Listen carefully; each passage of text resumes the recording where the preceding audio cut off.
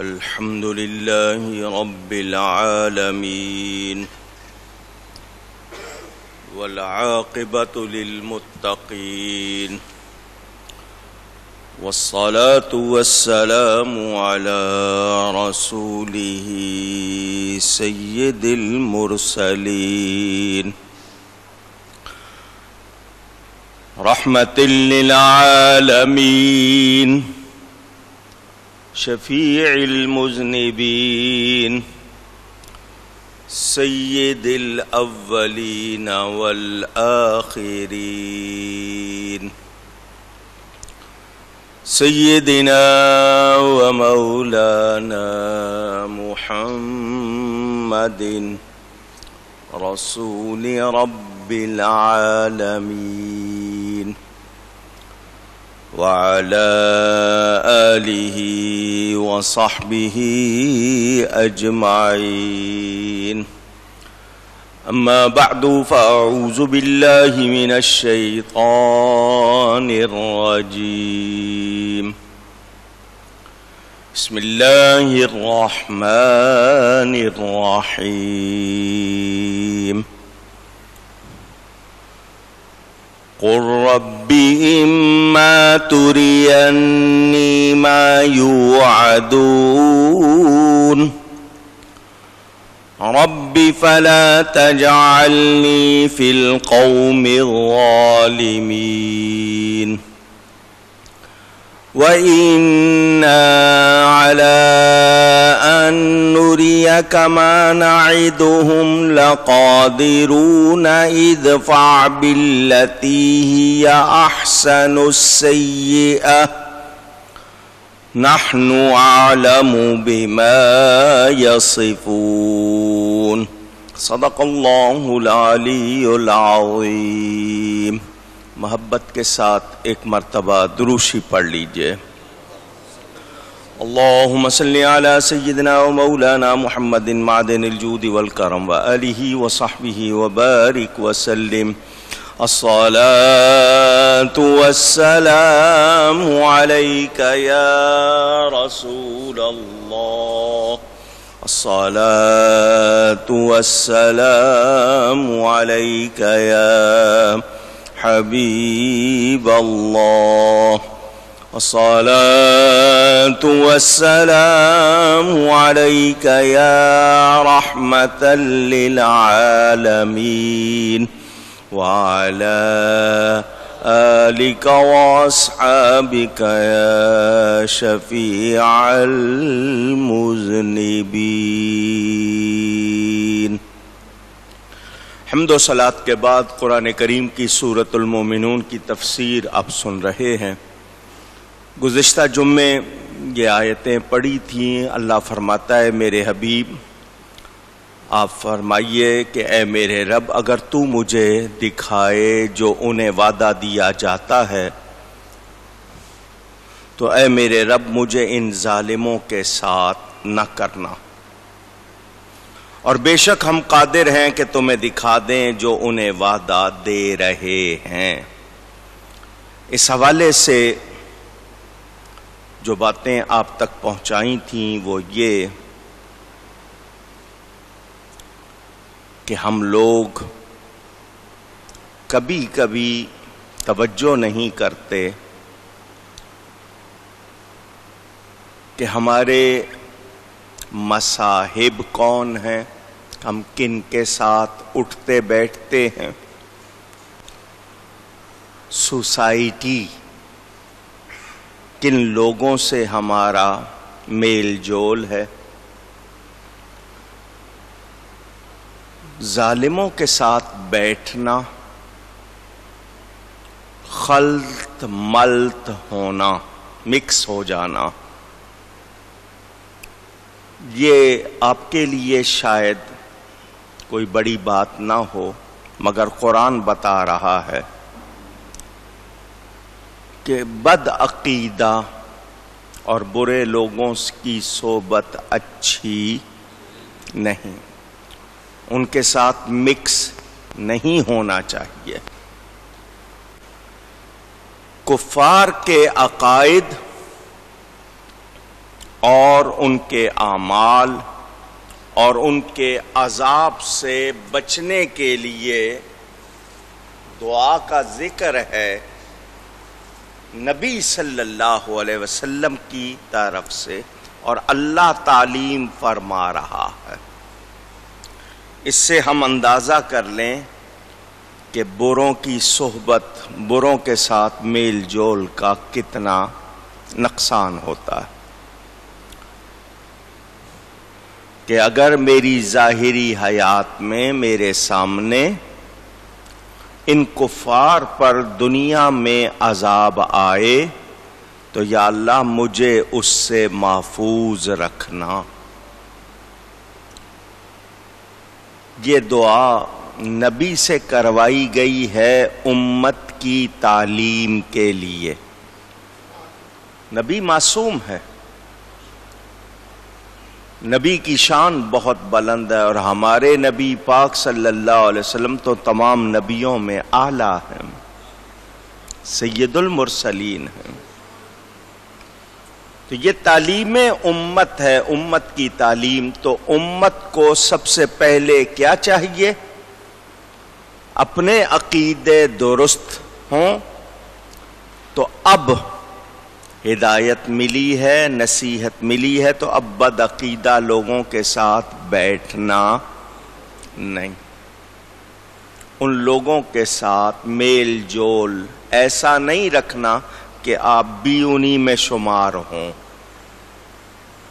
ایک ہوتا ہے رسمی، آپ کہیں گے جی علماء بیٹھتے ہیں، تو علماء کا بیٹھنا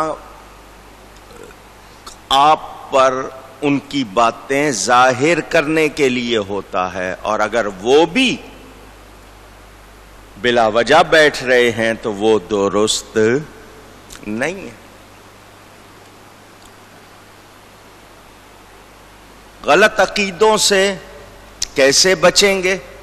کہ اپنے عقیدے معلوم ہوں، اپنے عقیدے سیکھے ہوں، ان سے آگہی ہو، وہ ہم کرتے نہیں ہیں۔ کتنی کمزوری ہے ہم میں۔ کتنے لوگ ہیں جو سننے آتے ہیں، کتنے لوگ ہیں جو کتابیں پڑھتے ہیں۔ اس ٹیکنالوجی کے دور میں کانوں میں سماعت کے لیے، سننے کے لیے انہوں نے ایئر فون لگائے ہوئے ہیں، جیب میں ان کے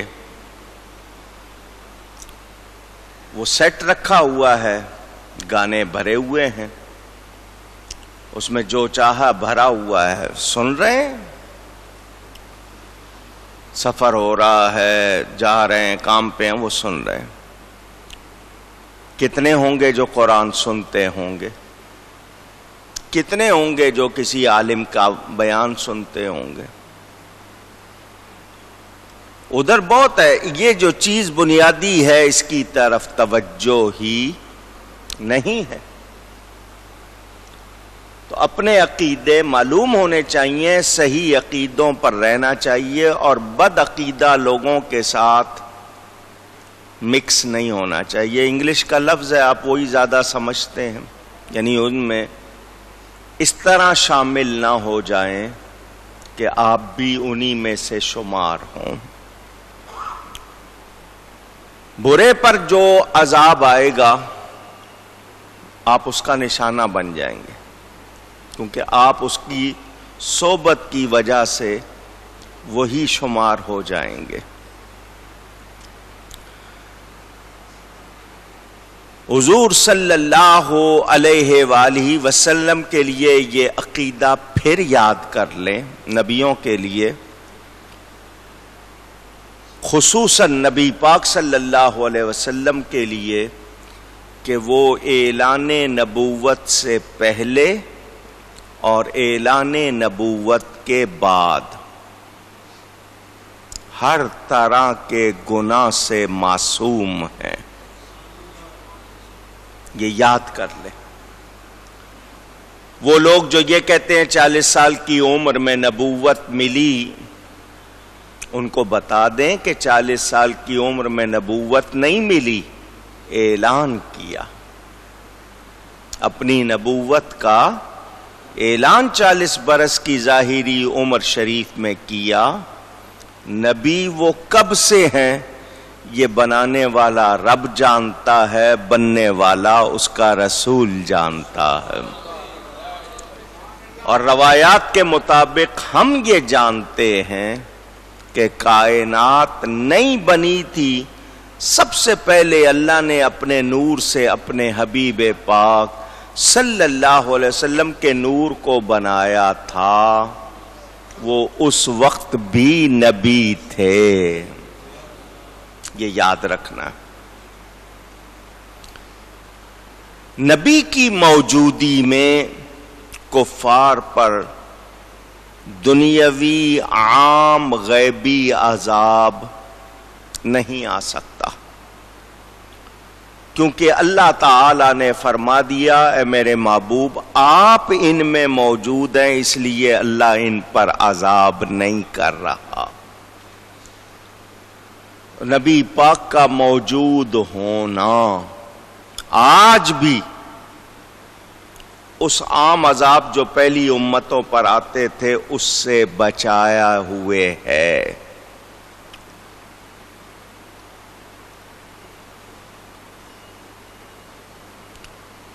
اگر کسی کو شبہ ہے تو میں بہت واضح طور پر کہہ رہا ہوں، 2 معبود ہو سکتے ہیں، اونچی کہیے، سوچے جا سکتے ہیں۔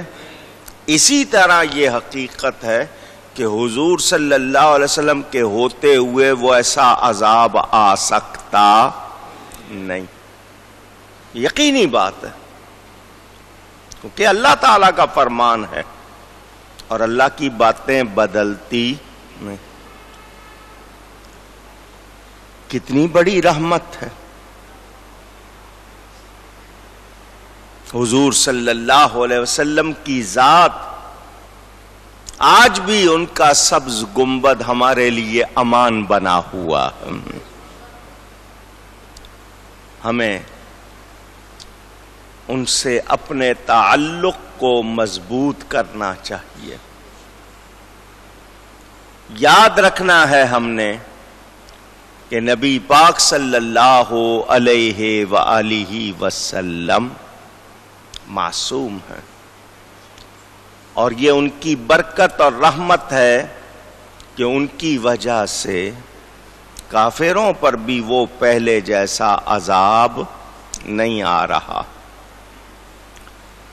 اللہ فرماتا ہے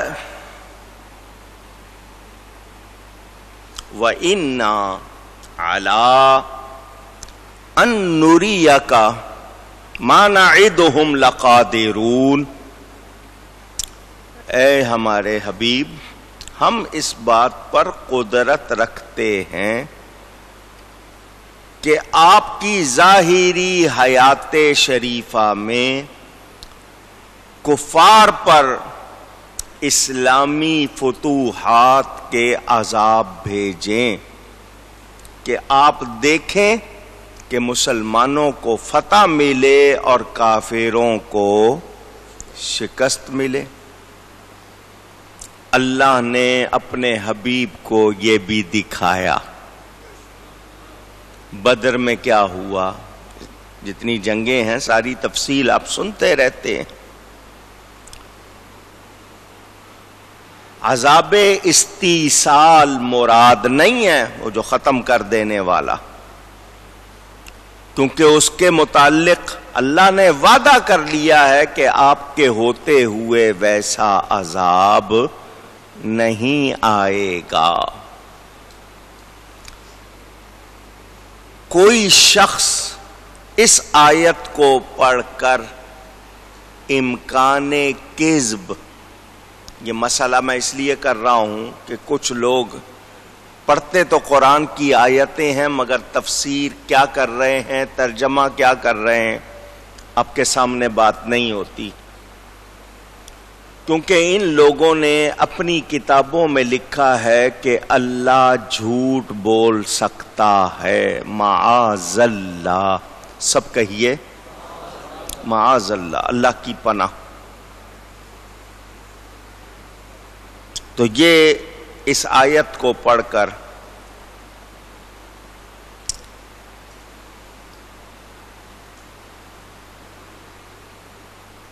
وہ جو آگے باتیں کرتے ہیں، میں اس کی کتنی تفصیل آپ کو سناؤں، خود کو بھی تکلیف پہنچاؤں گا، آپ کو بھی، کہ وہ باتیں ایسی ہیں جو دہراتے ہوئے، یہ بھی جو جملہ دہرایا صرف آپ کو بتانے کے لیے، نقل کفر کفر نہ باشد، پتھر برسنا، صورتیں بگڑ جانا،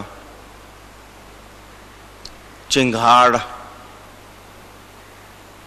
یہ عذاب کفار پر نہ آیا، کیونکہ اللہ نے وعدہ کر لیا تھا جب آپ ان میں موجود ہیں ہم ان پر عذاب نہیں کریں گے۔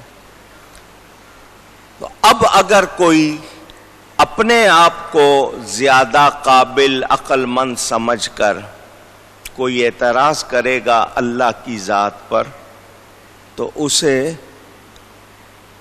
چاہیے کہ وہ اپنی سمجھ کو درست کرے، میرے رب کا فرمان میں کوئی شک شبہ نہیں ہے۔ میں نے بس اتنی بات کر دی۔ ہمیں کیا کہا گیا کہ ہمیں کیا کرنا ہے؟ پہلی بات، ہر حال میں اللہ سے ڈرنا ہے، نافرمانی نہیں کرنی، اور وہ لوگ جو اللہ کے، قرآن کے، نبی کی شان کے، نبی کی عظمت کے، حق کے، سچ کے منکر ہیں، بدعقیدہ ہیں، ان کے ساتھ اس طرح نہیں گھل مل جانا کہ ہم بھی انہی میں سے شمار ہوں، اور جو عذاب کے مستحق یا عذاب کی جگہ ہیں ان سے بھی بچنا ہے، یہ ہمیں خیال رکھنا ہے۔ اب ہمیں کیا کرنا چاہیے؟ آگے سنیں، قرآن کہتا ہے ادفع باللتی ہی احسن السیئہ، سب سے اچھی بھلائی سے برائی کو دفع کرو۔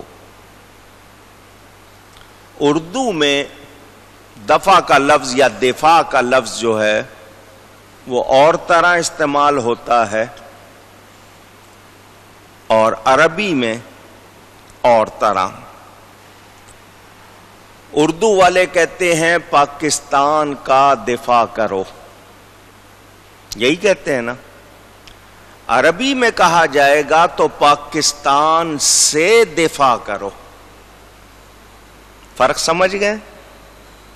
اردو والے کہتے ہیں اپنے ساتھی کا دفاع کرو، عربی میں کہا جائے گا اپنے ساتھی سے دفاع کرو۔ عن آتا ہے نا، یعنی اس سے برائی کو، خطرے کو دور کرو۔ یہ کا اور سے کا جو فرق ہے یہ عام لوگ نہیں سمجھتے، آپ لوگوں کے ہاں وہی رائج ہو گیا۔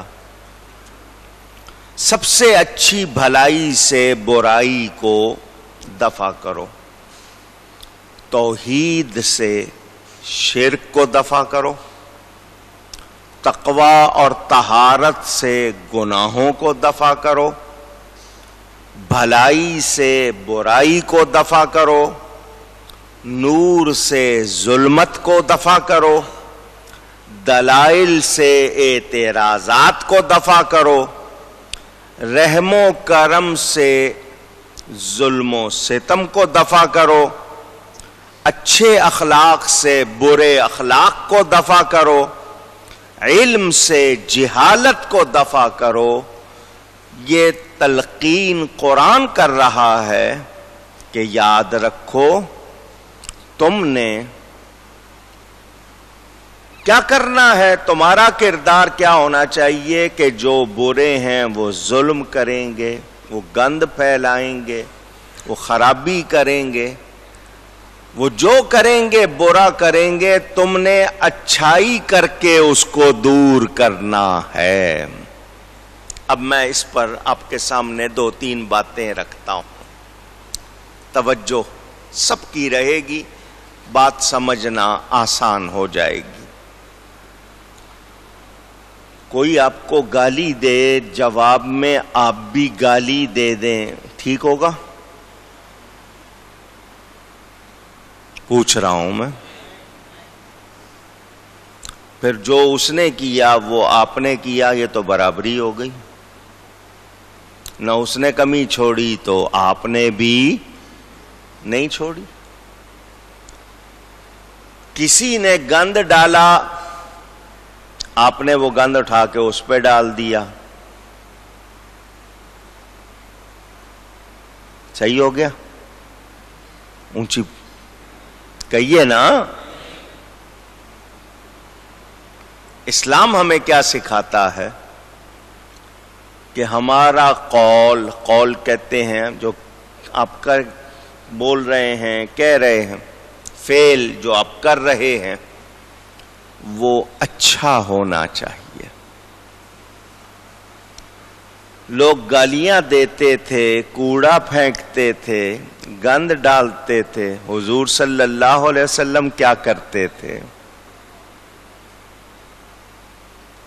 کتنی مشہور بات، کتنی بار لوگ اس کو دہراتے ہیں۔ ایک خاتون تھی، وہ جاتے ہوئے نبی پاک صلی اللہ علیہ وآلہ وسلم پر کوڑا پھینک دیتی تھی۔